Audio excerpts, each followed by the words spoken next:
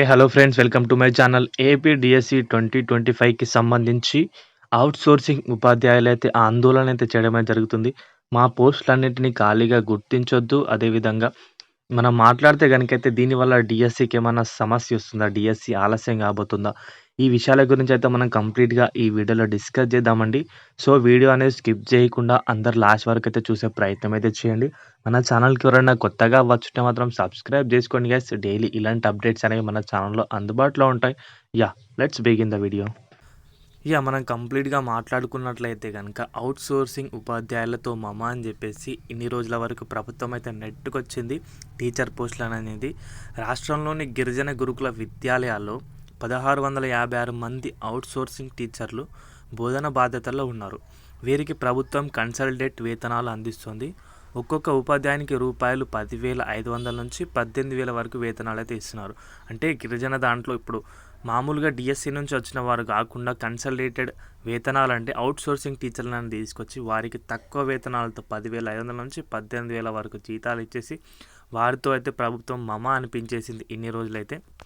ఈ విషయాన్ని మనం గమనిస్తే కనుకైతే అదే రెగ్యులర్ ఉపాధ్యాయులు అయితే రూపాయలు 70,000 నుంచి 1,00,000 పైన జీతాలు చెల్లించాల్సి వస్తుంది. దీంతో రెగ్యులర్ సిబ్బందిని నియమించకుండా ఏళ్ల తరబడి అవుట్‌సోర్సింగ్ సిబ్బందితోనే మమ అనిపిస్తున్నారనే విమర్శలు ఉన్నాయి. మరోవైపు ఎన్నో ఏళ్లుగా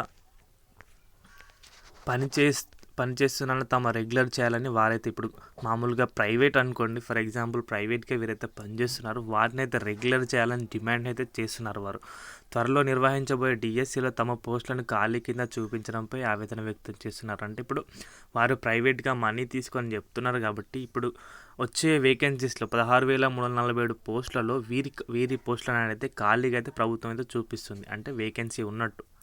బట్ వీరైతే మా వేకెన్సీని మా ఖాళీగా గుర్తించొద్దని వీరైతే ధర్నాకైతే దిగడం అయితే జరుగుతుంది. ఆవేదన అయితే వ్యక్తం చేస్తున్నారు. ఈ క్రమంలో ఇటీవల తోటి ఉపాధ్యాయులతో సమానంగా వేతనాలు ఇవ్వడంతో పాటు తమను రెగ్యులర్ ఉద్యోగులుగా గుర్తించాలని,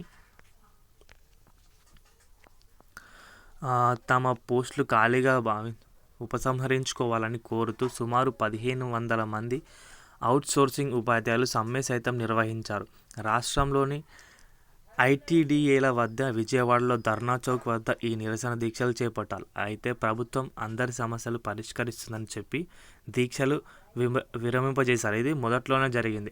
డిఎస్సి నోటిఫికేషన్ రిలీజ్ చేస్తామని చెప్పారు కదా, అప్పుడే వీరు దీక్షకి దిగడమే జరిగింది. బట్ ప్రభుత్వం అందరి సమస్యలు పరిష్కరిస్తుందని చెప్పడంతో వీరైతే దీక్షనైతే విరమించుకున్నారు. ఇప్పుడు వాటినైతే ఖాళీగా చూపిస్తే మళ్ళీ ధర్నాకు దిగే అవకాశం ప్రమాదం. DSC late. ప్రభుత్వం అయితే ఈ విషయాన్ని గమనించి వారి పోస్టులకు సంబంధించి ఏం చేస్తారో మరి ఆలోచించాలి. బట్ ఎట్టి పరిస్థితుల్లో డిఎస్సి అనేది ఆలస్యం చేయకుండా 16,347 పోస్టులతో డిఎస్సి అయితే నిర్వహించాలి.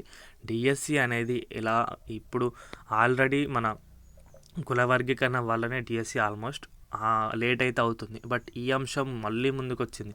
సో దీనివల్ల డిఎస్సి అనేది లేట్ అయితే కనుక అభ్యర్థుల్లో ఉన్న 5 to 10% ఆశ కూడా నిరాశగా మిగిలిపోతుంది. కాబట్టి డిఎస్సి ఆలస్యమయ్యే ప్రమాదం ఉంది. కాబట్టి ప్రభుత్వం దీనిపైన తొందరగా చర్య తీసుకొని వాటిని అన్నింటినీ రెక్టిఫై చేసే కనుక డిఎస్సి అనేది సజావుగా జరుగుతుంది. సో ఇదండి ఈరోజు అప్డేట్ అయితే. వీడియో నచ్చితే కనుక వీడియోకి అయితే ఒక లైక్ చేయండి.